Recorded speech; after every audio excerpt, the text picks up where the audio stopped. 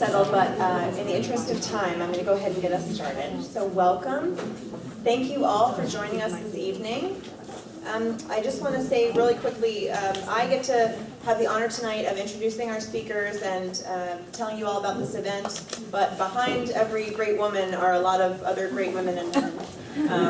And so I want to thank several groups that have helped make this event possible. Citizen Action, New York State Labor Religion Coalition, Solidarity Committee of the Capital District, the Focus Churches of Albany, the New York State Council of Churches, St. Vincent de Paul, the Worker Justice Center, Hunger Action Network, and in particular, I'd like to recognize Mark Emanation and Emily McNeil, who have done a lot of great work in letting an amateur like me organize an event like this. So thanks to all those. Let's give them all a hand.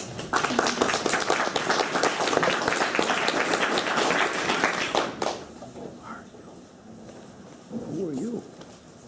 So the question has been asked, who am I? I'm Joanna Nadeau. I'm a member of Emmanuel Baptist Church. I've been in Albany for a couple of years. And my work on this issue started when I was about 15. I started working to do service to homeless folks. And that was partly influenced by my faith, by the understanding that we're all here to help and serve each other. But also just the fact that it seemed like the right thing to do. In later years, I was informed by political theory, in particular John Rawls, and ideas of fairness and a just society. And I've come to really believe that a just society is one where we're all have equal opportunities, that we recognize the inherent dignity and equality of each other. And so I'm really here as hoping to help make our society a more just society.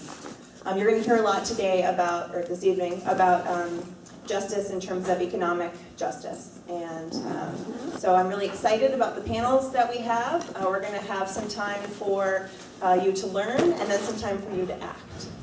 So before I get in any further, just some quick housekeeping. Turn off your cell phones if you haven't already. Ooh, gotcha. There are restrooms out this door. Men's are on the right and women's around to the left. Should any children end up attending, we do have the option of childcare, but it looks like that's okay. And if anyone would like Spanish translation, please move to this corner and we have folks that can help with that. At this time, I'd like to invite Reverend McKinley Johnson.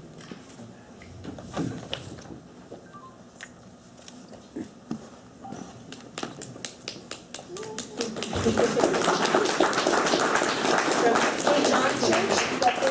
St. John's. Yep. That is right. Okay. Let's say amen. Amen. It's on. It's all right. Oh, amen.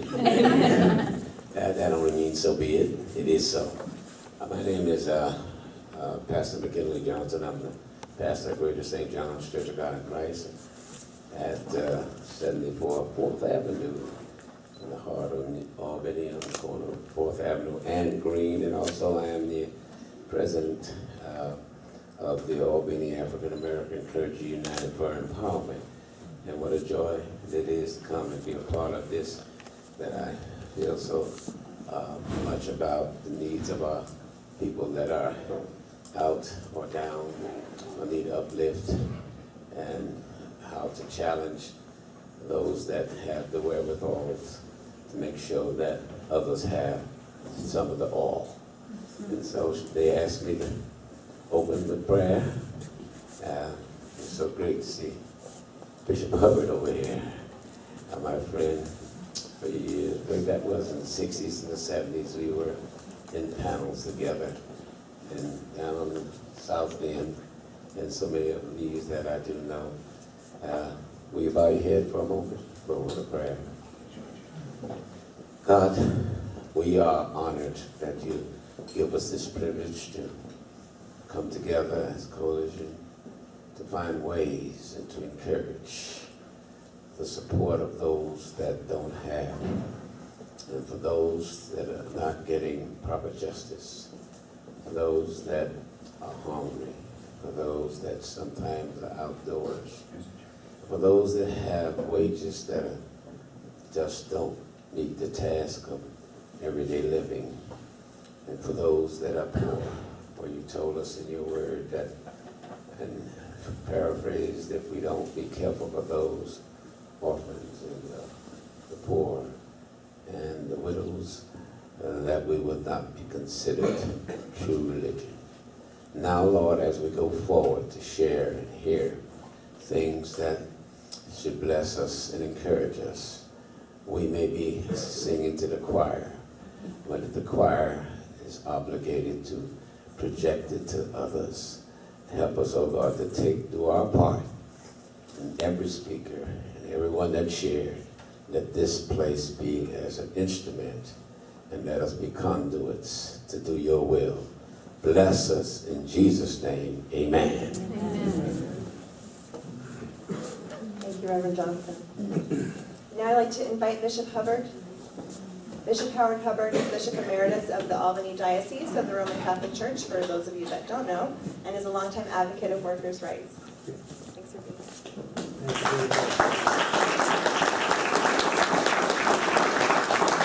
here. Good evening. It's a great joy and pleasure to be able to join with you tonight and to be with my good friend Reverend McKinley Johnson.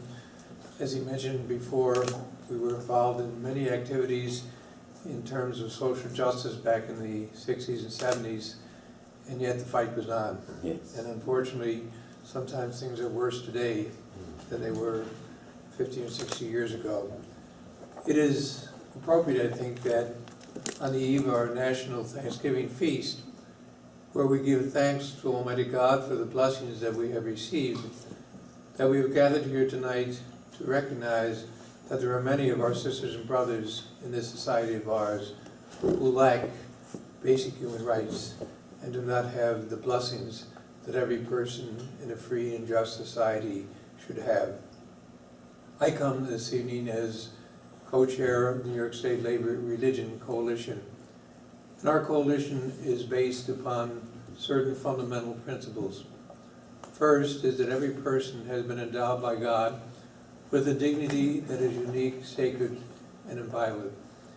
This transcendent dignity of the human person is a profound religious truth that extends from the first chapter of Genesis to the last line of the New Testament. And the defense of human dignity has been and must continue to be the preeminent and perennial task in our teaching and in our social witness. Second, from this dignity there flow certain rights: the right to adequate food, clothing, shelter, employment, education, and healthcare opportunities. And third, there is a solidarity that exists among the members of the human family, because the human person is essentially a social being, and human rights are rights which are held in community. We therefore must develop social structures which enable people to achieve these rights and to have their basic human needs met. And it is the role of the government and other mediating institutions within society, such as unions, workers' rights organizations, and the churches, to ensure that these basic needs are met and that the fundamental human dignity of every person is respected. And that is why it is so good that on a cold night like this evening, so many of you have taken the time from your demanding schedules to come out and to talk about how we can best address some of the social injustices that exist within our society, especially when it comes to low-income workers, when it comes to people who are having difficulty getting work, or those that have work but are not having their basic wages met in a way that enables them to live as a full and free human person within our society. So I thank you all for coming. I thank you for the commitment that all of you present have had to this fairness movement in our society over the years. And I pray that this mobilization, especially before the new legislative session begins, will enable us to be able to address these issues in a more constructive and aggressive fashion than we have in the past. So thank you for your presence.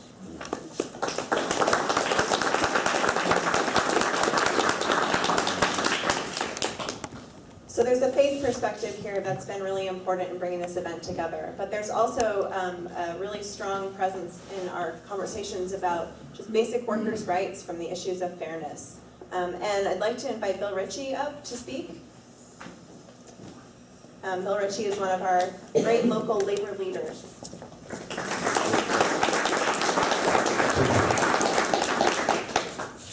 Good evening, everybody. It's a pleasure to be here. It's an honor to follow our previous speaker, a person who devoted his whole life to improving a lot of others. I just wanted to say that.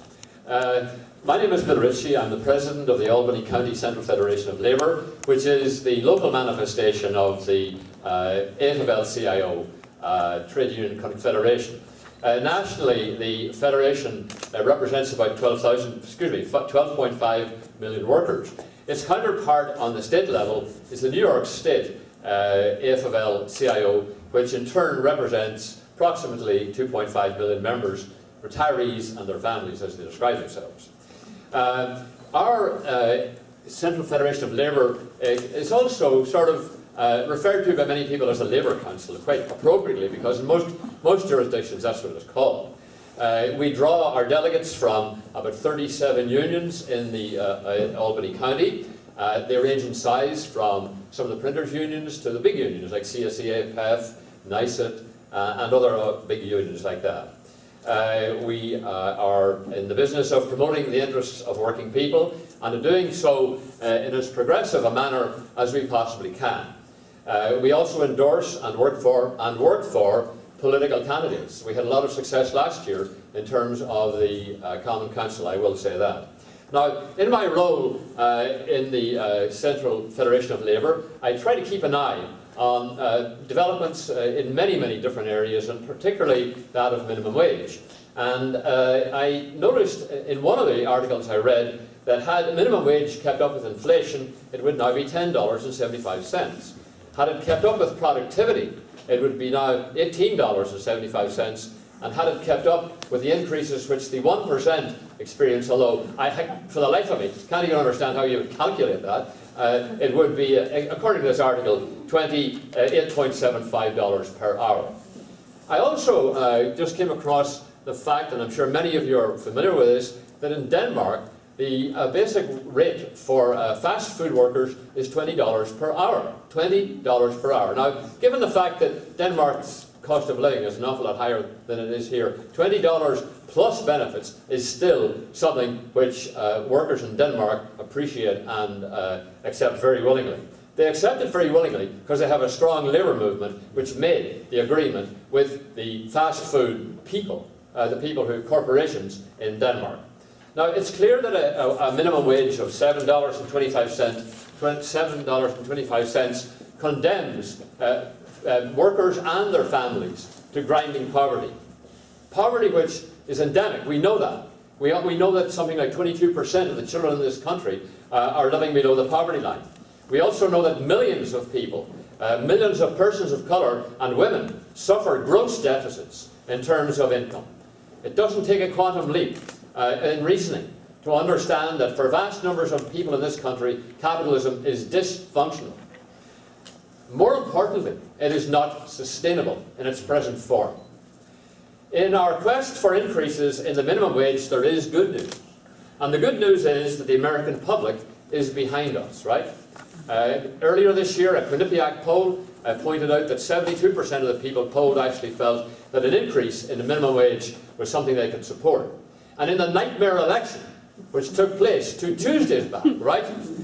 4 or 5 states actually increased their minimum wage. They were Alaska, Arkansas, Illinois, South Dakota, Nebraska, and the cities of Oakland and San Francisco. Now, the cities of Oakland and San Francisco came as no surprise to me, right?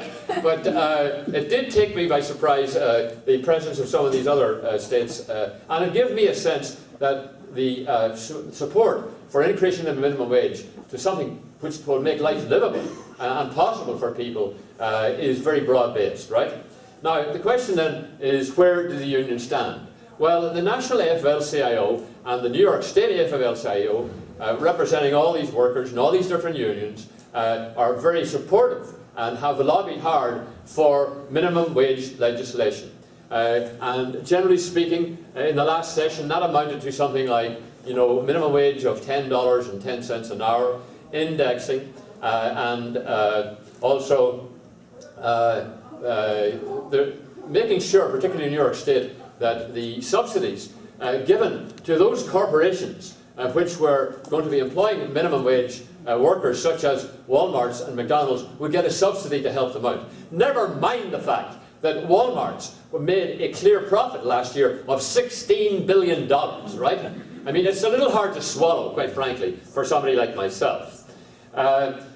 It's also entirely encouraging for me to see some of the big national unions supporting the low-wage worker struggles which are taking place across the country and across the globe at this point in time. Now, two more things, because I was given some very strong advice before I left the house by my wife, for whom you have to thank to the shortness of my discussion here. I mean, you know, that half page has to go, that sort of stuff, you know.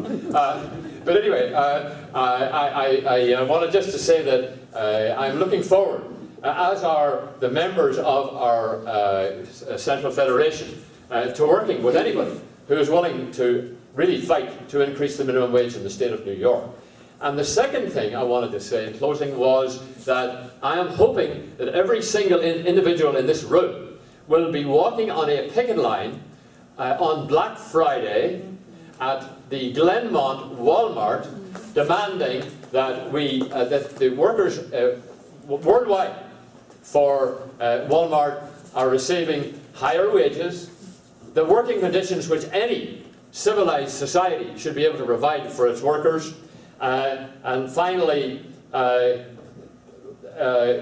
regular full-time schedules. Now, I just want to say this thing about full-time schedules. I work as a part-time organizer at Ellis Hospital, and I can tell you that scheduling is a demon in disguise. It's been computerized so that people are being treated 24/7, like 24/7 widgets. You get plugged in wherever corporate America wants to make and maximize profits. And the result of that is that family life is being destroyed left, right, and centre. So I do want to place a good emphasis on that. Now, I'm well aware of the fact that this room is filled with people who know lots more than I do about these issues. And I just want to thank you for inviting me, and I want you to know very clearly that as far as the Albany County Central Federation of Labour is concerned, we stand behind increases and substantial increases in the minimum wage. And I want to thank you again for having me here. Thank you. You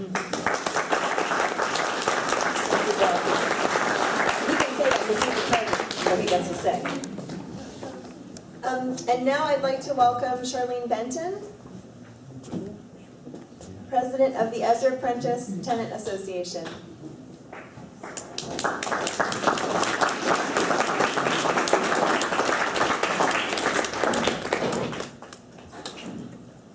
Good evening, and I'm so grateful to be here tonight. It's an honor and a pleasure. Pastor McKinley, Bishop Hubbard, at one time I met you in your residence, okay, with Hope House. You do it the right way. There's so many faces around the room. What I want to talk about is the impact it has. I am the president of Ezra Prentice down on the South End. It was a community that felt it was not recognized, it was abandoned. There's so much blight and flight there. There are so many abandoned buildings, but more importantly, there are families that are suffering. We have people, it's low-income housing, and they cannot even afford to make the choice of whether buying a bus pass to go to work or getting their child a pair of boots for the winter. Some people, young people, they have given up hope, and we have to give some hope back. We have to let them know that America was made for them to succeed. We'll do the work. Together we'll walk with you. But you need to not give up hope. But when I look around and I see what's going on, I see what's going on at Glenmont Walmart, I have a problem with them. That's personal. We were the people in the South End that got the number 7 bus that goes to Glenmont. Do you know what Glenmont Walmart told us? To get a donation from them? No, we can't anymore. Go to Albany, to Crossgate. That's a little bit of an imposition. As president, oftentimes, I present there. That, and that's ludicrous. All of our people, I've been saying to them, maybe you need to save your receipts. Save your receipts for all the money that you spend in Glenmont Walmart. And we need to come out there and show them the receipts and the totals. Because it's really, really heartbreaking. And some of our people that live there and as apprentices can only get 20 hours. And there's a reason for that. That's not even enough with the wages they're paid to pay when you get low-income housing and 30%. I see mothers struggle. I see young men not being able to be fathers and providers. I see people come to me and say, I don't see the point of this. There's no point in working. And I say to them, you can't give up hope, and you have to do your part. But I hope everybody in this room is going to be there at Walmart and wherever else we have to be to make a statement that this is no longer tolerable. People are suffering. Children are doing without food. Children are displaced. We have such a waiting list to get in. There's so many homeless people, kids, and it all goes back to the wage. I mean, I don't think that that's the cure-all for everything, but I think it's a big part of what would help. At this point, the best thing I can say to you is, if you're seeing this every day, and I see it, and there's times when I give up hope, and then I have to pray, and I have to go to my spiritual advisors and say, help me out, help me pray, help me decide something. I go to, and I could say, the political leaders, our city council is becoming more in tune with what's going on now. However, I'm not a political person. I'm just an advocate. I did advocating and working with people, that were homeless. I worked with people when they used to arrest people for being drunk. I think Bishop Hubbard and McKinley can say we struggled hard to make sure that didn't happen, and they had, somewhere to go. But we have so much homeless people, families, people, older people. I seen a lady the other day in a chair, and she was asking me, can I go to the mission? Where's the mission? I said, it's for men, but I can give you the number of the person there that you can contact. That's really heartbreaking to me, because there for the grace of God go I. There for the grace of God go I. And that's what I want to say to everybody in here. Most of the time what I'm talking about is from a human perspective. It's from seeing it, seeing the pain, seeing the confusion, the anger, and our kids. Our kids are so angry. They're so angry, but we have to give them some hope. We have to keep trying to give them hope. And I think this is the best thing we could do for all the families, the children, and the elderly. That do, I see elderly people that still have to work because they didn't have enough income. And then when they work, the minimum wage is not really going to help them when they have 20 hours. They're not able to work more than 20 hours. So these are the things we need to look at. And I just ask you all to look into your hearts and remember, we need to keep coming out like this. I'm so glad to see the crowd that's in this room. It was cold out, and I was getting upset because of my transportation. This thing is heavy, and you have to go with special transportation. And I'm calling them, and they're telling me, we're on our way.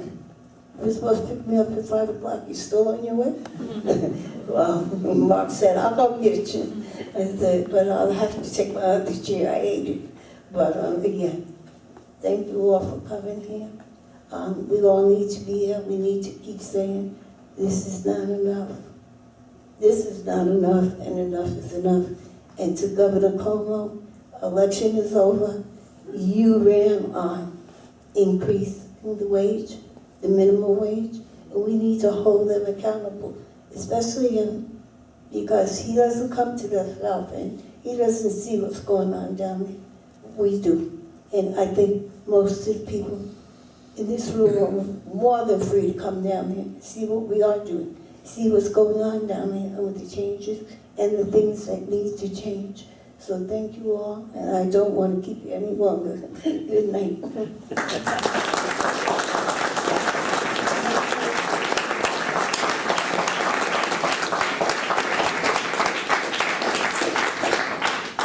Well, I hope we filled up your hearts a little bit. We're now going to try to fill up your heads, so get ready to learn. We're going to have several speakers come up. At the end of their time up here, we'll have time for question and answer, but try to hold your questions till the end. And I know our speakers are going to try to stay to 5 or 10-ish minutes. So I'll go ahead and introduce them. Then we're going to have a chance for anyone that had a personal testimony. We've got a few folks that are going to share their stories. And then we're going to move into the mobilization portion of the evening. So get excited, get ready, get your pens and paper out so you can take notes.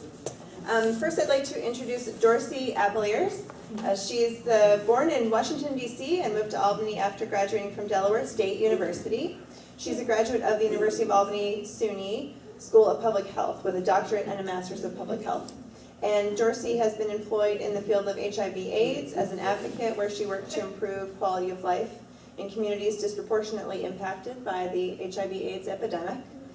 And she has been working with the capacity building assistance, with the Harm Reduction Coalition as a capacity building assistance specialist located in New York City, where she provided technical assistance and skills building trainings to community-based organizations. After all that, she luckily came up to us and is now a member of Common Council and at our city level, and is actively involved in the Albany community and resides in the first ward with her husband, Don. Please come on up, Dorcey.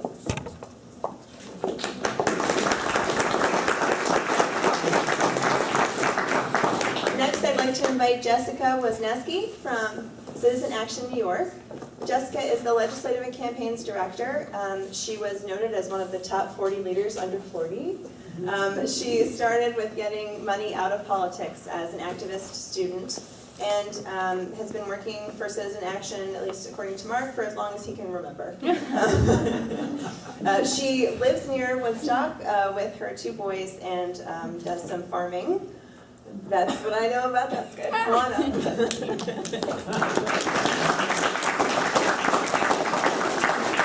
I'd now like to invite Sara Niccoli. Sara Niccoli is the Executive Director of the Labor Religion Coalition of New York State and brings labor and community-based organizations together to fight for economic justice and workers' rights at the state level. Prior to joining Labor Religion Coalition, Sara worked as a fundraising and management consultant with a wide range of social justice groups nationally. And she has an MPA from the Robert Wagner School of Public Service at New York University and a BA from the SUNY Albany. And she's a member of the Brooklyn meeting of the Society of Friends. Sara, come on up. Oh, and she's a farmer as well.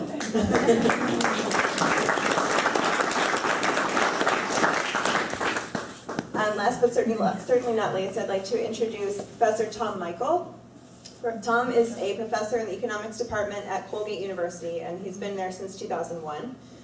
He has a PhD from the New School for Social Research in economics, and he's been an author, reviewer, and editor for many academic publications.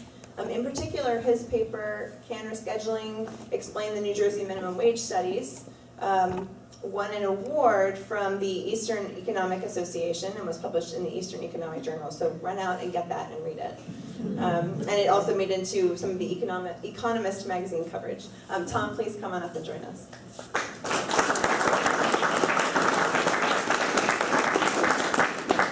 So I'm going to hand it off to them now, and you guys can hand it down one by one as you get through, and thanks so much. Good evening. So as mentioned, my name is Dorcey Applyrs, and I have the privilege of representing the First Ward in the city of Albany, and also have the privilege of working side by side with Ms. Benton as a resident of the First Ward. And it has truly been a pleasure working with you, Ms. Benton. As mentioned, I'm originally from Washington, D.C., and I'll just start off by saying that this whole notion of raising the wage in general, but raising the wage for tip workers is an issue that's very near and dear to me. My grandmother, Flossie Henson, migrated from South Carolina to Washington, D.C., and raised her family as a waitress working at the Navy Yard in Southwest D.C. She started as a waitress and retired as a waitress, and so practically raised her family off of minimum wage as a waitress. Also, she was able to not only migrate from South Carolina and establish herself, she sent back for her family and was able to bring her parents and all of her siblings to Washington, D.C. on her wages as a waitress. And so it's an issue that's very dear to me, and as a young child, I watched my grandmother work very hard, work her fingers to the bone in order for my mother and my family to be able to thrive. And so again, it's an issue that's very near and dear. I was asked to talk about the issue of poverty in the city of Albany. And my goal tonight is really to help frame this dialogue that we're having about raising the wage for all New Yorkers. And so I do have some facts, some statistics, which I won't bore you with too much, but I think it's important to always go back to the numbers, because although many believe politicians lie, the numbers don't lie. And I'll just say, Ms. Benton, I'm not very political either. And before I get into the numbers, I just want to thank the conveners of this meeting for inviting me to speak tonight.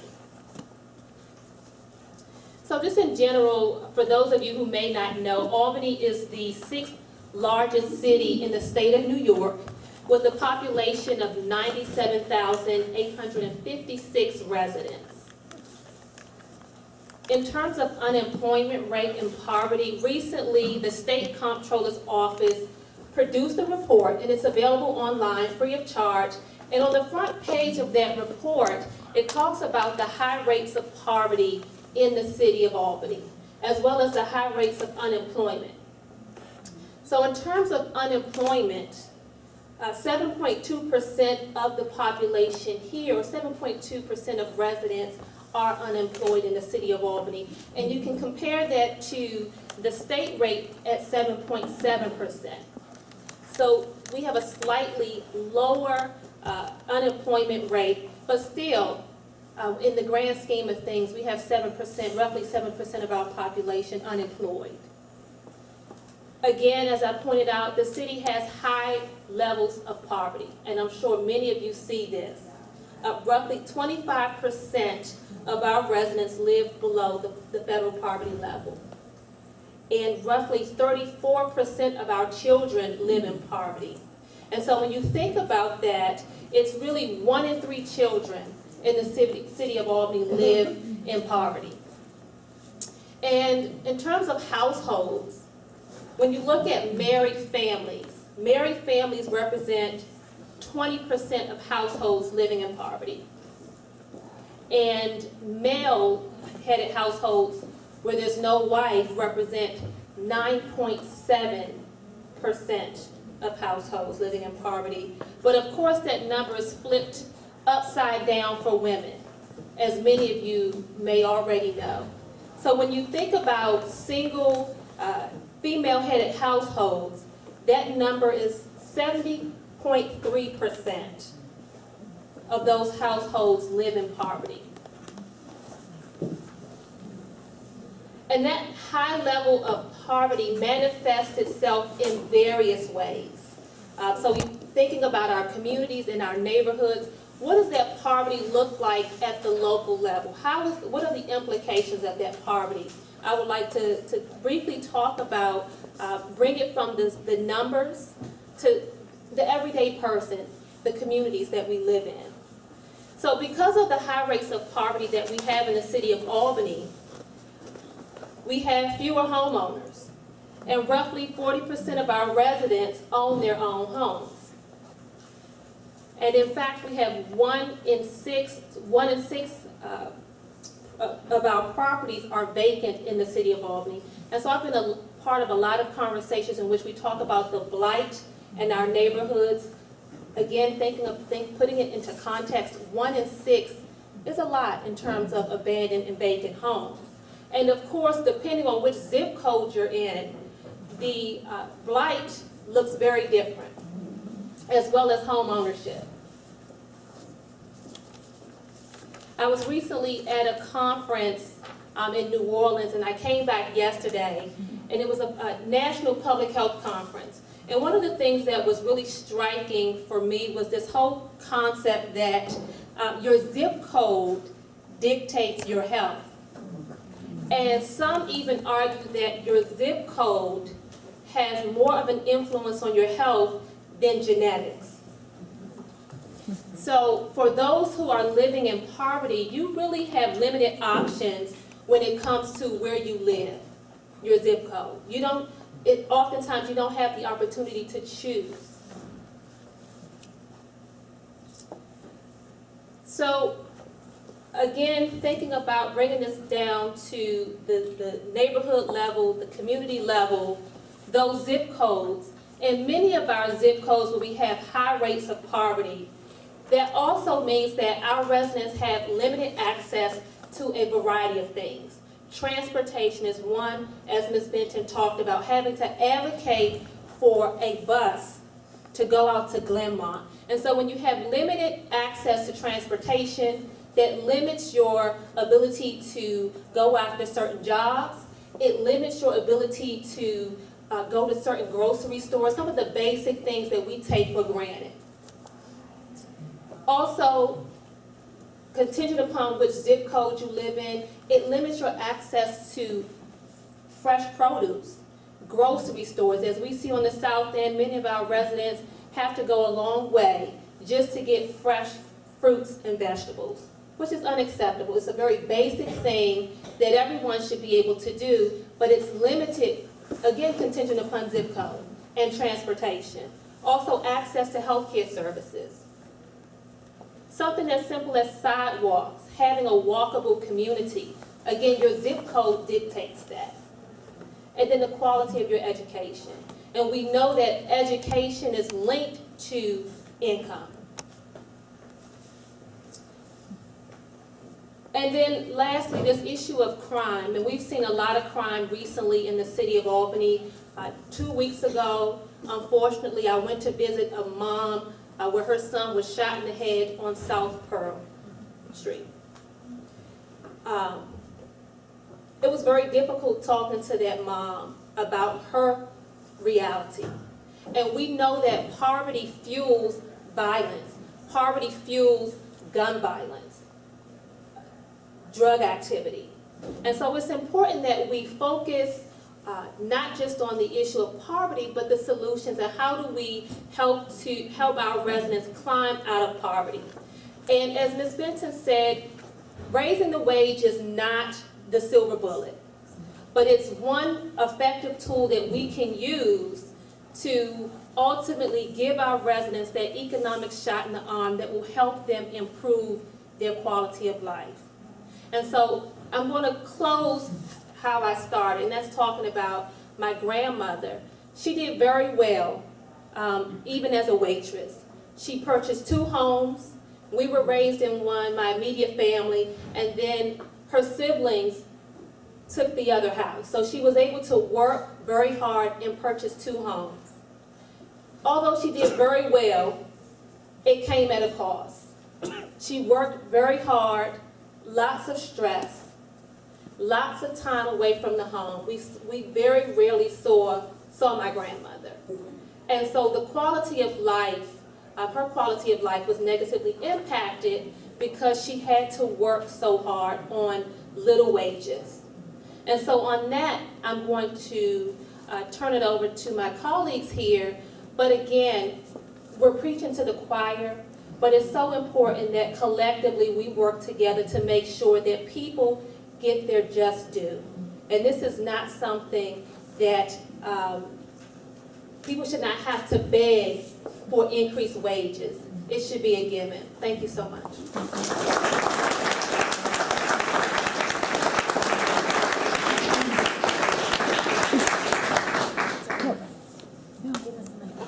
Wait, what? Oh, really? You wanted to go last? Oh, okay. Oh, does that ruin your whole plan? It did. It's okay. Hi, everybody. Again, my name is Jessica Wisneski. I'm the Legislative and Campaigns Director at Citizen Action of New York. I've been there for 9 whole years. And as was mentioned, I actually started and have worked mostly on the issues around money and politics. And it connects to every issue, as many of you know, because those who too often are padding the campaign contributions of our elected officials get what they want. And so a great example of that was the last time we raised the minimum wage in New York. Just a few years ago, it was tremendously watered down. We only raised it a little bit at a time. And we gave giant tax subsidies to Walmart and other retailers who gave direct campaign contributions to those sitting in those rooms, making those decisions. They got the money back, so taxpayers could basically subsidize big box stores to raise the minimum wage. That is completely unacceptable. And so that's why I work on money and politics issues, but I've also had the privilege in the past year or so to really get more involved in one of the many kind of raise the wage fights in New York State. And it really got its start, I have to say, the particular campaign I'm going to talk about got its start really from the fast food worker movement for the Fight for 15. Down in New York City in particular, our partner groups, New York Communities for Change, which was formerly Acorn, has still and started a few years back with a huge organizing campaign working with fast food workers who have been going on strike. You've heard it all in the news. There's another one coming and another one after that, and they will not stop until they get $15 in a union, and I absolutely believe they'll get there. It's exciting to see the energy from that campaign. I hope we get to very soon bring that campaign directly here in the city of Albany. They're started striking up in Rochester, New York. I think we might see a strike in Buffalo. I'd like to see a strike here. If you are all willing to help in that effort to make it happen, I think we can absolutely do it, maybe even by the spring. And so that energy, and then the election of Mayor Bill de Blasio in New York City really sparked a campaign effort from quite a few core groups, including the Working Families Party and SEIU. Particularly 32BJ, that represents service workers, and they got together and started a campaign at the state level to not only raise the minimum wage, but to do 2 other really key things. One thing they didn't do last time was index it. So we don't have to keep going back over and over again, raising the minimum wage a tiny bit at a time, but that it goes up naturally over time. And does what Bill Ritchie was talking about before, that we wouldn't be in this fight if we just started the right way. And so not just they were calling for $10.10 an hour with indexing, and then this one other really important point, which is the idea of local wage authorization. So the state doesn't want to go all the way to $15 an hour in a place like New York City or even here or Buffalo, where you actually need that much to make a living wage. You want to keep it at $10.10 in New York State? Fine. But give localities the right and ability to go well beyond that to the measure they see fit. And so that's kind of the package. The Rise Up New York package was $10.10 an hour with indexing and local wage authorization. So a city government or a county government or a group of county governments could raise the wage even higher. The last iteration of the policy was it could be tied to up to 30% of the original wage. I don't think so. I think it should be whatever the locality wants it to be. And so, you know, and we've seen this historically happen across the country. You've heard of Seattle's $15 an hour. but it bounces back and forth. As soon as a city raises its wage, if New York City went beyond New York State, the rest of the state would come along. Historically, we see this over and over again, where they just go higher and higher. It's almost like competition. It's beautiful. So that's the package we'd like to see. We had high hopes for that package. Those of you who follow Working Families Party politics certainly know the story behind our goal to really get Governor Cuomo in particular to commit to that package, which he did. He didn't follow through on all of his promises he made last spring, and so our goal right now is to make him follow through on that promise, to raise the wage not just to 1010, but with indexing and local wage authorization.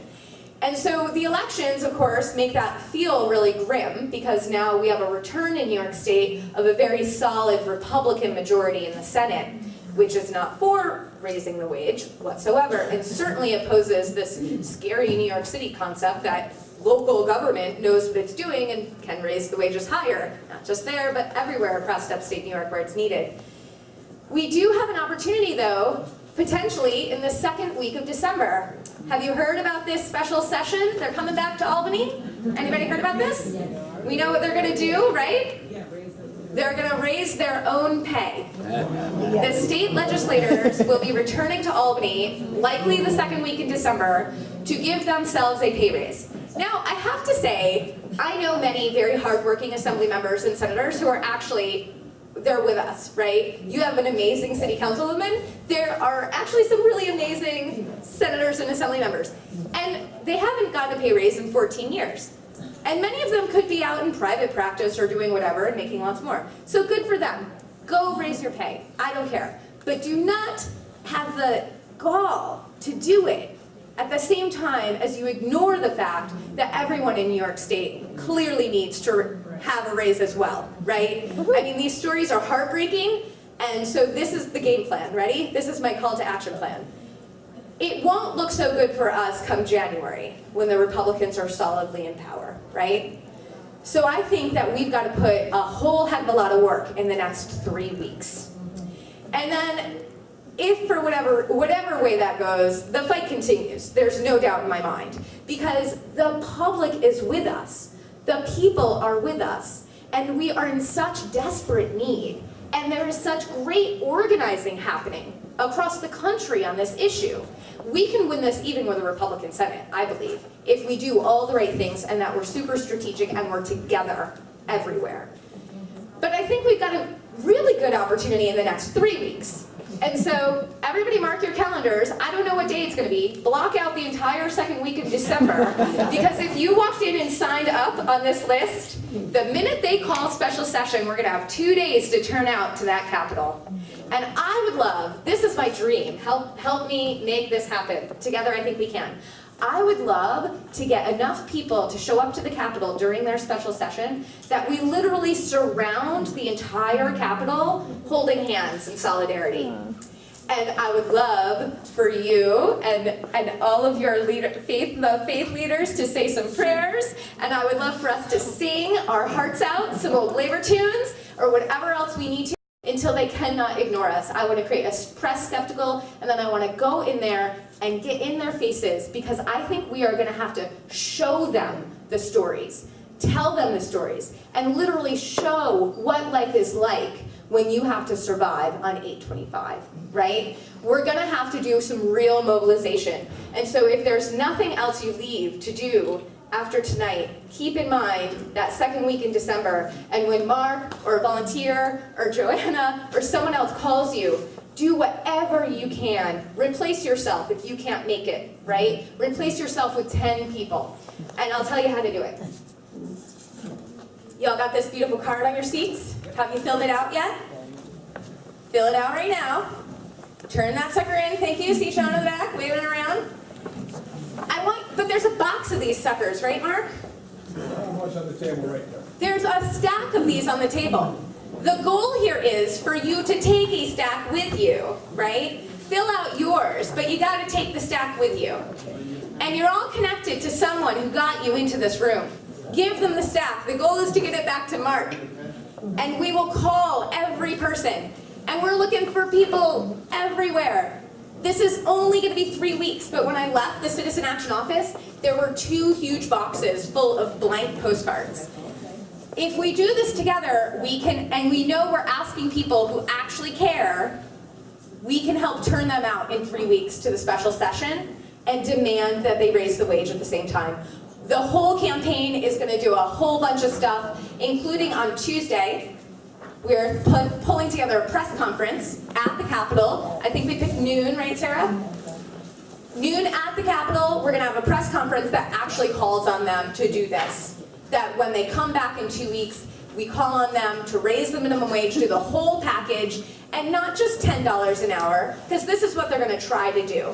They're going to try to just do 10-10. 10-10 in 2018. That'll work good enough, and everybody will be happy with us. And so that's why your postcard actually says 15, right? Because that's what's actually necessary. At a minimum, is 15. And so 10-10 is not good enough, particularly without the local wage portion and the indexing. Those are the things that they're going to let fall by the wayside. And so we're asking for the whole package, but I think we're going to have to get kind of radical and in their face and demand it and show them the stories that we see every day or that we live every day. And I think together we can do that. So you guys with me? You going to come? Anybody who's willing? Raise your hand. Do some postcards. Come to the Capitol. Tuesday at noon. Again in the second week of December. We'll call you. All right. Thank you.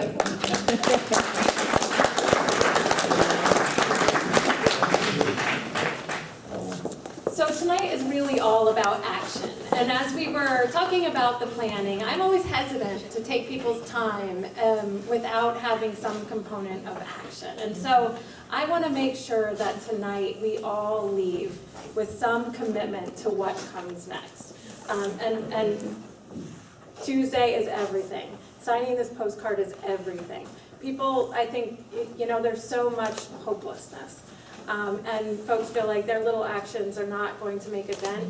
But the reality is that because of all that hopelessness, there's not nearly as much voice as we need. And I'll just tell you a quick. So I grew up in Albany in a series of apartments in low-income white neighborhoods of Albany. Mr. Ritchie was my guidance counselor in 7th and 8th grade. We moved, every time the rent went up, we moved. And I had a fear of public speaking. I never really thought that I never knew if I'd graduate college. I didn't know if who knew about grad school. And I just was lucky enough that through my life, every day got a little better. And a lot of that is about my own privilege, my own white privilege, just the getting lucky in some ways. But it was a huge leap for me to begin to have a voice. I still have no idea why people are listening to me talk right now. I always look to the more privileged, smarter, more educated person in the room to tell me what to do. And I think that's a big part of our problem here, is that the privileged people in our society and our culture are the ones with the loudest voices. And a lot of that is about their dollar, of course. But we have the numbers. And I will say, fury got me out here. Anger got me out here. We, growing up in a way, being treated differently from other people just because of where you live, or you live in an apartment and not a house, or you have a single mother and nobody knows where your dad is. It made me furious. And at some point I realized I get to do stuff other people get to do, and so does everyone else. And so whatever it is that drives us, I want us all to commit to action. Whatever we can do, but it's got to be a part of our daily lives in the same ways that you're a parent or a worker or a cook or, all the things we do. Integrating some kind of change, commitment to change has got to become our lives, or else, we're headed for just something worse. So that's what we're here tonight for. And I'm supposed to be talking about the tipped worker campaign, and this is really very simple, and I can wrap it up in 30 seconds. Governor, as part of the wage deal that went down last year that nobody's happy with, and which is why we're continuing with the Raise Up campaign, tipped wage workers were left out of that deal. They're still making the same thing that they were last year, which is $5 an hour for food service workers. As part of the deal, the governor promised that he would have the Department of Labor Commissioner convene a commission to look at the tipped wage and do it that way through this wage board. That wage board has been meeting throughout New York State for the last 2 months, a series of 4 meetings. And what we need to do is just turn out, get people to those hearings. Believe me, the restaurant industry has people at those meetings. So this is one way in which our voice can really have a huge impact. So the next wage board hearing is in Albany on December 9th. I believe we have a handout here where if you can. There's a petition on your chair. So you could also sign that right now. There's a sign-up sheet on the table that we'll go to later to sign up if you can come. And if you can't go, you can write just 1 or 2 sentences on a half sheet that's also on that table, and we'll submit it as testimony for you if you'd like, or you can submit it yourself as well. Okay, so signing up to testify, if you can't make it, you can still submit online, and even if it's 1 or 2 sentences, they list each individual on the website who's submitted testimony. So it really does, it has a visual impact in terms of numbers, seeing, the restaurant industry is going to get so many, but we're already outweighing those voices, which is pretty incredible. And then our window is over, basically. The deadline to submit comments is December 15th, and the decision will be made. So this is one of those, rare, small windows where our action can have a huge impact. Thank you.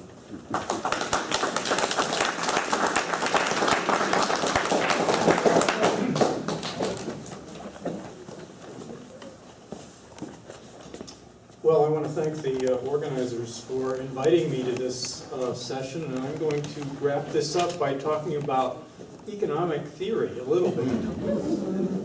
Not very much with numbers, and actually Bill Ritchie did my job for me. He gave you the basic numbers. When I would work for the minimum wage in the 1960s, in real terms, I was making more than a minimum wage worker today. So, there's about the only number I'm going to give to you. If you look at the debates, the restaurant industry and the opponents of the minimum wage are going to come out with the argument that raising the minimum wage is going to cause unemployment and it's going to reduce jobs. And that's really what I want to focus on, because that is almost certainly not true. Now, it used to be, when I was in graduate school, it was regarded as obvious that it was true. And there were lots of studies showing that it was. But somewhere around the early 1990s, 2 of the best empirical labor economists in the world, a guy named David Card and Alan Kruger, did some research, very creative research. They wrote a book called Myth and Measurement. And what they did, they looked for natural experiments. And the classic one was, in New Jersey raised its minimum wage and the states around it didn't. So they compared what happened in counties in New Jersey and Pennsylvania. And they showed that there was really no effect on employment, and no effect on employment. And these are a couple of the best economists in the world. Now, needless to say, this led to a large and contentious literature and a lot of debate.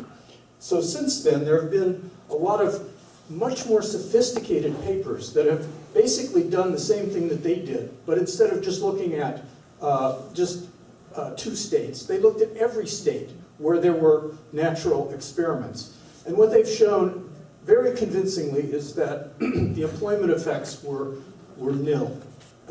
In some cases, you find positive employment effects. Some cases, you find possibly negative employment effects, but on average, the effect is nil. This has been corroborated by what are called meta-studies, where they look at all the studies, they do a study of the studies, and they found that on average, the average study finds no employment effect. There are still economists, a couple of names, David Newmark and William Washer are 2 that come up quite a bit, who have continued to produce work that criticizes these findings and finds that there are, in fact, negative employment effects. I think it's significant for our point of view to realize that those economists are all associated with something called the Employment Policies Institute, which is actually funded by the National Restaurant Association. So they are a minority. The consensus in the profession right now is that, in fact, Card and Kruger were right, and that the employment effects of modest increases in the minimum wage are negligible. This seems to be a US-centric debate. If you go to Europe, for example, in the UK, they instituted a minimum wage in the UK in the late 1990s. And there have been reams of studies in the UK. None of them have found what Newmark and Washer find. And there, they don't even debate this question. It's regarded as an established fact that modest increases in the minimum wage do not have employment effects. In the policy centers, like the Organization of Economic Cooperation and Development and the IMF, The Economist magazine reports that the policy experts in those places have come to accept the Card and Kruger findings at this point. The Economist magazine, which is of course a business-oriented conservative magazine, itself has switched its position and accepts the Card and Kruger evidence. Many other business-oriented publications have come around because they've been convinced by the evidence.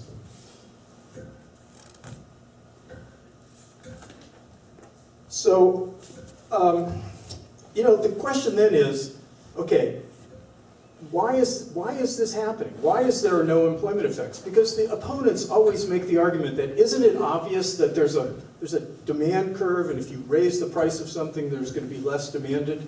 And the answer is that in terms of labor, the demand for labor, it in fact is not obvious that raising wages will always lead to a loss of jobs. The reason is that there are many other channels through which employers will respond that do not require people being laid off and a loss of jobs. For example, the paper that Joanna mentioned that I did showed that in New Jersey, what seemed to be happening was that restaurants were keeping the same number of workers, but they reduced hours modestly. So there wasn't a job loss, there was a decline in hours. Now, should we be concerned about that? Well, let's just do an experiment. I said I wasn't going to do numbers. Here's some numbers. Suppose wages went up by 10%, but your hours went down by 5%. So you would be taking home 5% more income, and you would be working fewer hours. If you had it was a part-time job and you started off with 20 hours, you would be working 19 hours but taking home more money. So what's not to like about that? That's clearly a beneficial policy that is succeeding in raising workers' living standards.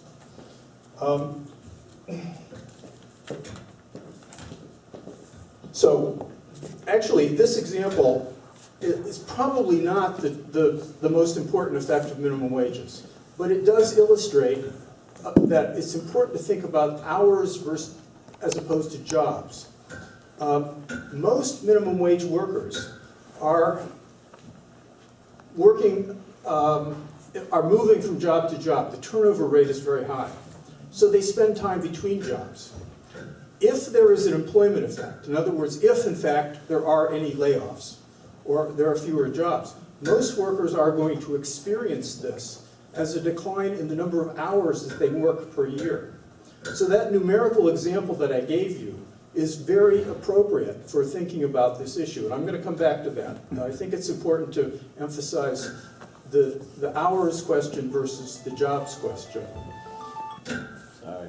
So what are some of the other channels? The literature that has emerged in the last 10 years have shown that the main channel that seems to be working is the reduced turnover channel. And the way this works is that if you raise people's wages, they're more likely to stay on the job. And as a result, employers' costs don't go up very much because they have fewer costs for recruiting workers and for training workers. If you were to, for example, go to Denmark, Bill mentioned that in Denmark, a McDonald's worker makes the equivalent of $20 an hour.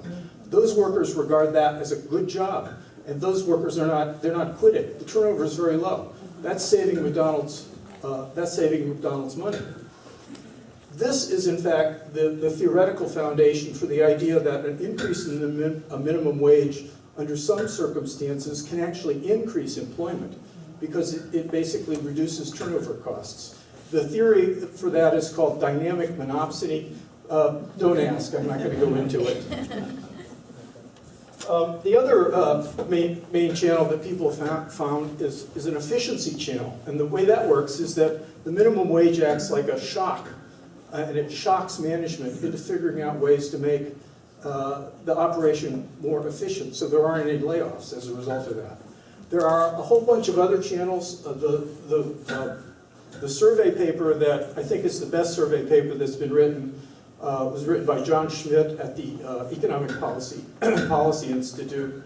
Went through, I think, a dozen different channels where there's literature showing that sometimes this effect or that effect works so that an increase in minimum wage doesn't result in employment loss. So I'm not going to go through all those channels, except for one of them, which is the macroeconomic effects, which many people, I think, would be familiar with. Here the idea is that if you raise the minimum wage, you're basically increasing purchasing power among a group of workers who are going to actually go out and spend their increased income. And that's going to increase demand and increase jobs sort of all around. And I think especially in an economy like the economy that we have today, which is a depressed economy, those demand effects would be significant. However, I want to make a qualification here because I think this argument, which a lot of supporters of the minimum wage use frequently, this argument is valid at the national level, but it's not so much valid at the state and local level, for the simple reason that if you raise wages at the local level, some of the spending is going to leak out, and it's going to create jobs not in that locality, not in that city or not in that state, but in another state. So I think it's important to understand that that argument works for the national, increasing the national minimum wage. It's not so valid for talking about the state minimum wage. Okay.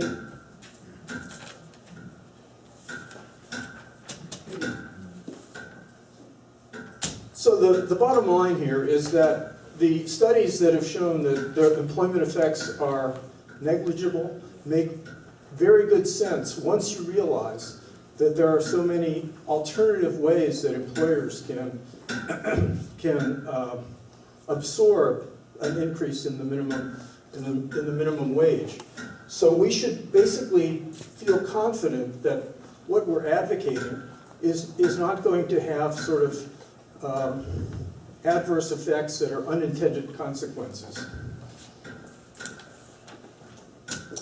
Final point I want to talk about is the sort of bad news here, which is that everybody who works in this subject agrees that there is a tipping point. And if you increase the minimum wage, at some point there will be employment effects. At some point there will be employment effects.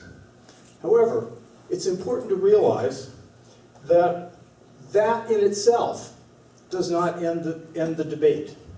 Even if there are employment effects, you can make a good argument for raising the minimum wage. For example, go back to the hours example I gave.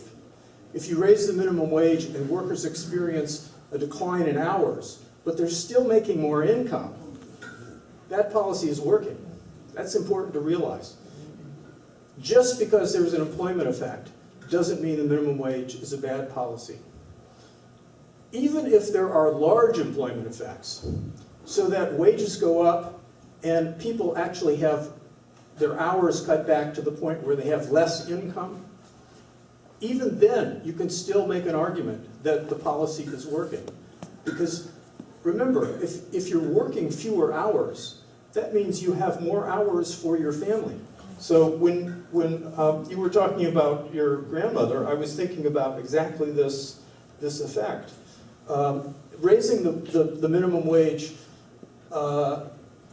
may actually create a circumstance in which people can have a much better life, even if there are employment effects. So what I'm talking about here is not going to be relevant for modest increases in the minimum wage, because for those increases, the employment effects are probably negligible. But if we get to the point where we're talking about $15 or $20 an hour, then we need to confront this issue. And you need to understand that just because there are employment effects, that's not the end of the debate. So the final point, I just want to share the opinion that I have, which is that raising the minimum wage is no silver bullet. It's not enough. We need to put this in the context of a whole revolution in social policies that confronts the fact that we no longer have a middle-class living standard for American workers. Other policies that might complement increasing the minimum wage would include a serious commitment to full employment, so that if there are employment effects, they're somewhat attenuated. And I'm just going to stop there, but if anybody has any questions, I'd be happy to go through the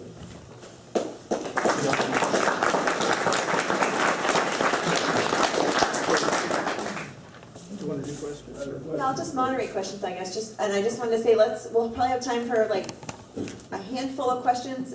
So raise your hand, but you can feel free to point and say who can ask. Okay.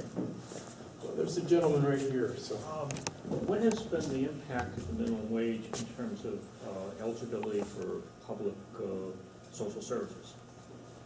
Has there been, when they've done places like you said, New Jersey versus Pennsylvania, you're increasing the eligibility for public services, is decline that?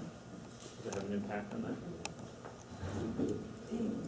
The eligibility, food stamps, eligibility for... Somebody else would probably be better qualified to answer that than I am. Someone else? So yeah, I mean, entitlements are income-based, so if you raise up any wage and pass that threshold, then some benefits may no longer, you may not qualify for benefits anymore, and that's one of the main arguments that we hear from the other side, is that if you raise the wage and then people won't qualify for their benefits anymore. It doesn't work that way, number one. Number two, let's think this through. So if Walmart, and this is what happens, Walmart pays a poverty wage so low that its workers now need to go on public assistance and food stamps in order to survive. We need to give them the dignity to earn a wage that pays for food, that pays for rent, so that they don't have to rely on public assistance anymore, because they earn that money. And it's a subsidy to Walmart, essentially. Right, and also from a public standpoint, the taxes and that sort of thing. Basically, our social services are subsidizing Walmart. Yep, that's what I was going to say. Okay, back there. Yep, that's you. Could you talk a little bit about unemployment? Because we hear this data that says terrific unemployment, 6.5%, when in reality, what that is only based on people, from my understanding, who are working for it. And millions of people have just given up. So, so that argument is used to say the economy is really humming and things are working well. And I think it's important to link, as you had mentioned before, both raising the minimum wage and real jobs, and the actuality of most of the decent jobs have been basically central cities. So could you talk a little bit about that?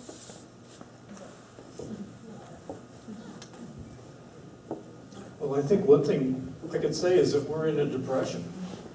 And, a lot of people don't want to, realize that, but capitalism globally is in a major crisis. And so the the unemployment rate that you see, the headline rate, is in fact a rate that measures the unemployment among people who are actively in the labor market, which means actively seeking work. So it leaves out people who have gotten discouraged and given up. And so if you look at a much more meaningful statistic is the percentage of people who are, the percentage of the population who are employed, the employment to population ratio, and that is way down. That's way down because people have basically just given up and dropped out of the labor force completely. So the headline unemployment rate is not a meaningful measure right now. Nobody really knows what the state of the labor market truly is. Yeah. And if I could just add to that, that's a blanket number, but if you narrow that down to look at unemployment rates for, say for example, race ethnicity, in particular, black men or men of color in general, black and Latino men, the high rates of unemployment are alarming. And so to look at that blanket number or percentage is very misleading, but if you focus more so on subpopulations, subgroups, you'll see that those numbers tell a very different story. Yeah. Agricultural workers in New York make sub-minimum wage. And a lot of people don't realize that, but we do have a lot of undocumented workers in New York State who work in agriculture. Many of them live in third world conditions. And I'm wondering, I haven't really heard that mentioned tonight, and I'm wondering what we can do to focus on that and make some changes, because an increase, if we could get them into the minimum wage and increase it, it would bring them out of like some really horrible conditions. Can I speak to that? No. Okay. I'll just say thank you for saying that, because I know Sara and I certainly, and probably many others, have seen the battles in Albany specifically to that. There's been a really, rural migrant ministries and so many really fantastic forces have hit the halls of Albany trying to do a whole series of farm worker rights issues. And they've faced a Republican Senate and sometimes a Democratic Senate with one vote short of not being able to pass that legislation. When the Senate Democrats were in control for a short time, I guess it was in 2009 and 10, that was a major piece of legislation they were working on, and one of our colleagues, Mike Kink, was inside of the Senate, helped draft it and negotiate it through committees, and it failed by one vote. And so it's around. I don't think it's a robust campaign now, but it certainly is a good reminder for me as someone who works on multiple coalitions of this fight, especially right now as in the last few days, immigration and immigration reform is back top in the news, that we have an opportunity, particularly now in the next 2 years, when we'll see the just kind of horrific opposition to our immigrant brothers and sisters, that now is a better time than ever before to bring that fully into the wage conversation. So thank you for bringing it up. We'll take one more back there. Yeah. Well, it's a question to the professor. Wasn't it proven, not believe this, it dealt with taxes during the Kennedy administration, right? If you get the working people, the poor, the break, you get them an increase in money. I believe in this case it was taxes, right? As opposed to letting the rich get more money. The poor and the working class have to spend the money when it is given to them, as opposed to shoving it in their back pockets like the rich do. They don't have to spend it, which increases the economy, increases spending, increases jobs and everything. So an increase in minimum wage makes total sense, no matter how you look at it, because those people have to spend the money, have to increase the economy, as opposed to giving the breaks and the uber profits to the rich. They can take and save it. They don't have to spend it. They can hide it away. They can squirrel it away. The working people need the money. It's as simple as that, because they have to spend it, and it increases the economy. So there goes the total argument against giving them minimum wage. Am I right or wrong? I think you're right. I think that raising wages creates jobs because it creates demand, because workers spend money. And I think actually one of the reasons why we're in a global crisis of capitalism is that the old traditional link between productivity and wages, productivity goes up, real wages go up, that made the capitalist economy work okay. during the 1950s and during the 1960s, but after about 1975, that link was broken. And we're now living in an era which is really unprecedented with rising productivity and stagnant wages. And what does that mean? That means that there's no demand. So how do you get demand? You get demand through debt bubbles and housing bubbles and piling debt on people so they can maintain consumption. Raising wages, not just the minimum wage, but you know, when you raise the minimum wage, it has a knock-on effect on all the workers right above there. And that is actually going to be part of the problem, part of the solution to the problem of capitalism today, which is to raise the purchasing power of the working class so that we can create jobs through the demand that they will create. So I think that is absolutely right. There's so much to talk about and so many questions, and I also want to get to the action portion of the evening. So here's my suggestion. We will be milling around in a couple minutes, and that is your chance to ask your follow-up questions of the panelists. So please take that opportunity. Let's do a last round of applause, thanking them for their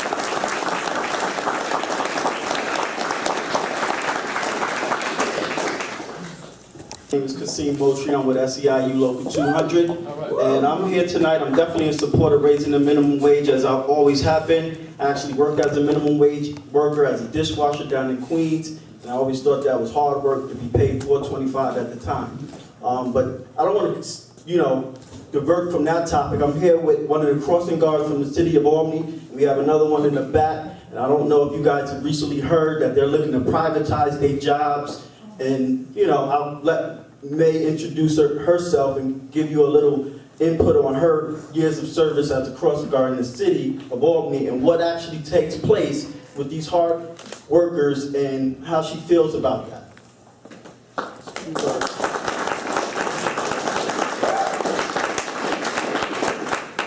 Good evening. My name is Michl. I've been a school crossing guard for 17 years. I think about 3 or 4 years ago, we lost all our benefits and our rights.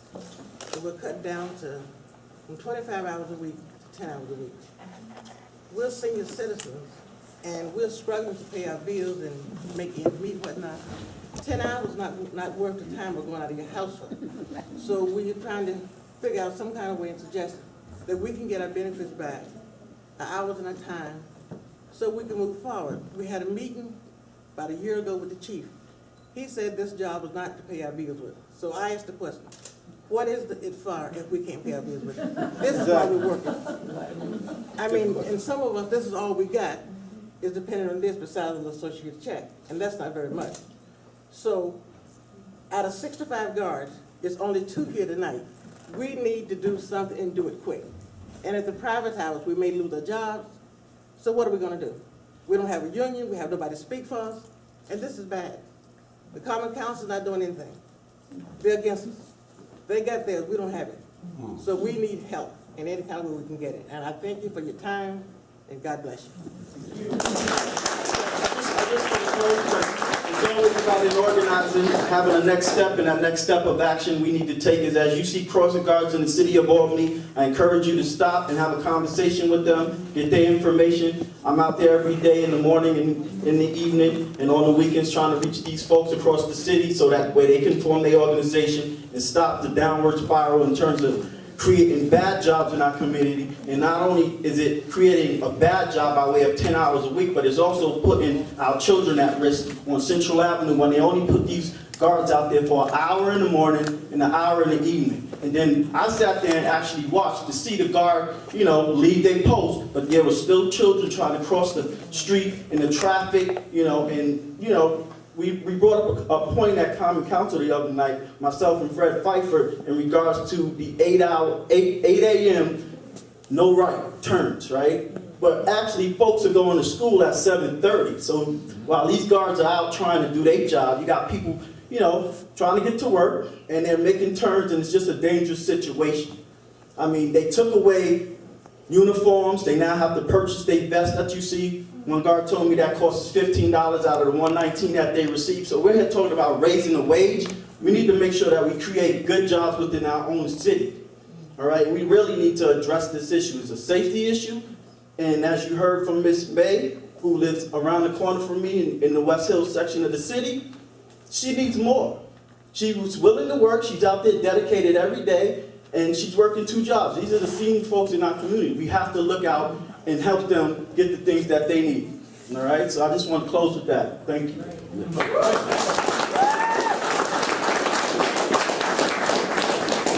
So in the back, there are several tables. They all have little placards on them. I know some of you sort of set up shop there. I'm going to encourage you to stand up and look around. This is your chance for all of you to stand up and go back there. There is a table where you can talk more with Kasim and Fred and learn about what they're doing in terms of organizing workers locally. There is also a table for the Raise Up New York campaign where you can talk to Jess. And I forget all the things you can do there, but there's a lot of things. Sign a petition. If you didn't do this yet, Sign look, your I forgot card. the visual part. You keep this one and give in this one. So when you're collecting them in the community, tell the folks to keep the top so they can remember how to get involved and take the bottom. So come back there. All of the tables have something you can do right now and then more information you can learn about things to do later.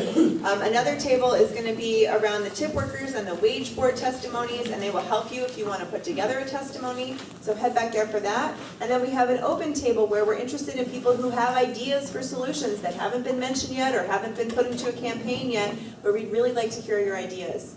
So I invite you all to do that. And while you do that, I want to invite Angela up for, where did Angela go? There she is.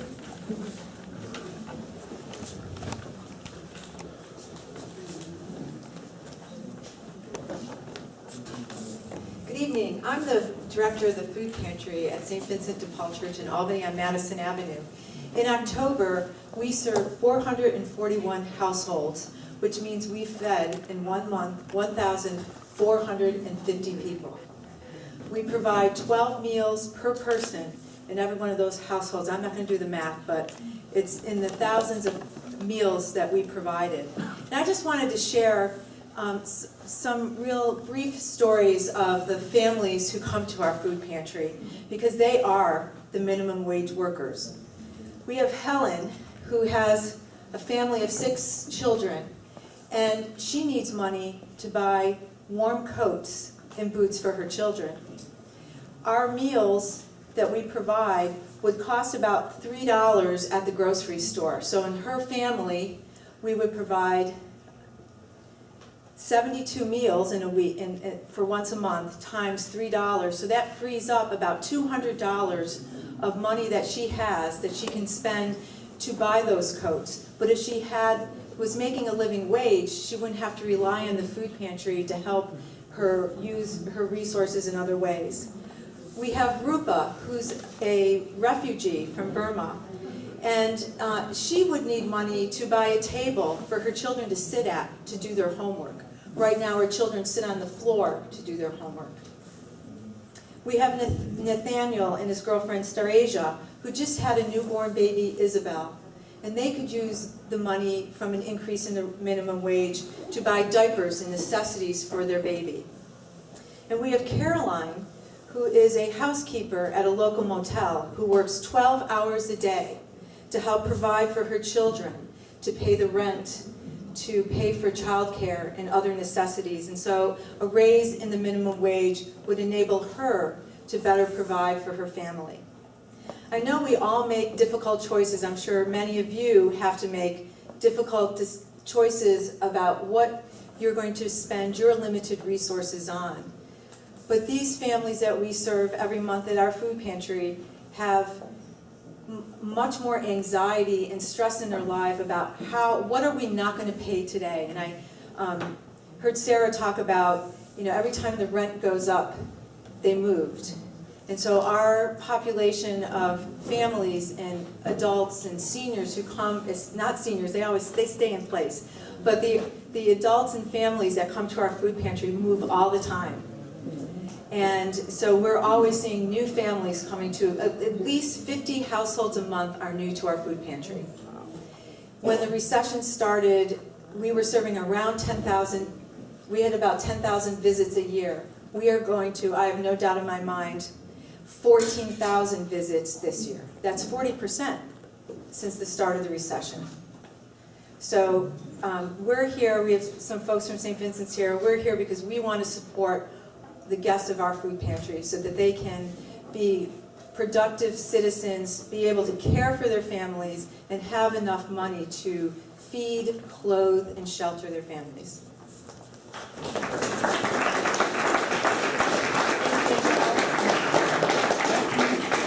Reverend Faust, would you like to come up and give us a benediction, and then folks can mill around after that and do the tables? That'd be great. Reverend Valarie Faust is senior pastor of Living Word Tabernacle and a retired educator. She's been very involved in the community. She's been a winner of the 2014 Faith at Work Award from the Labor Religion Coalition for her work in fighting for quality public education in New York State. And she's going to give us a benediction to sort of close this moment and move us into mobilization. Amen. Okay. Thank you all for coming out, and as someone said, we're preaching to the choir, but as I sat there, I was like, how can we get the people that these issues affect more involved? And I know they can't get out, they don't have transportation, they don't have babysitters. So I was trying to figure out a way that we can work together so that they can come out to these meetings and see what's going on and be at those rallies and marches, because those are the people we really need to get involved to get those numbers that we're looking for. So I'm going to pray about that tonight in our safety home. Father God, we come tonight and thank you for this meeting. We thank you for those who brought it together and to get all of us out here to do what you have called us to do. In your word, you always talk about us who are able to help the poor to do that, to feed them, to bring them clothing, to educate them, to comfort them. And so, Lord, we thank you that we are doing what you want us to do. So, Lord, keep us healthy, keep us strong, keep us excited, keep us ignited and strengthened and energized, but most of all, keep us in unity so that we can work with strength to do what you have called us to do, to help those that are less fortunate than ourselves. And as we leave this place tonight, watch over us and keep us in your grace, that we will stay whole and together until we meet again, and help us to get the outcomes that we are looking for. In the name of Jesus, we pray and thank you. Amen. Amen.